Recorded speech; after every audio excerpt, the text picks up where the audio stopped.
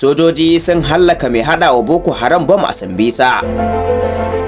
Dakarun sojin Najeriya sun kashe mayakan Boko Haram 9 ciki har da kwararren mai hadawa kungiyar Bamai wato Amirul Bumma a wani samame da suka kai a dajin Sambisa da ke jihar Borno. Majiyoyi sun bayyana cewa sojojin sun kai farmakin ne a karamar hukumar Bama karkashin rundunar Operation Desert Sanity 4 bayan samun bayanan sirri. Boko Haram sun yi kokarin tsayawa da su fafata amma kuma sojojin sun yi nasarar fatattakar su. Bayan kammala artabun, mayakan sun dawo wajen da gadajen asibiti domin kwashe waɗanda suka jikkata, wanda hakan ke nuna girman asarar da suka yi. Daga cikin waɗanda aka kashe akwai babban jagoran Boko Haram Amirul Bumma tare da wasu manyan kwamandoji kamar Bakura Gana, Awari, Malam Kalli, Malam Usman Bula Kagoye da Malam Ibrahim Bula Abu Asma'u. Haka zalika sun kashe wasu biyu da ba a tantance sunansu ba. Har ila yau sojojin sun kwato muggan makamai a hannunsu. A wani yunkuri na ramuwar gayya, Boko Haram sun dasa bama-bamai a hanyar da sojojin suke bi, amma dakarun sun gano nufinsu tare da cire bama-baman. Babban kwamandan rundunar ta 7 Manjo Janar Abubakar Haruna ya yaba wa sojojin bisa wannan gagarumar nasarar da suka yi.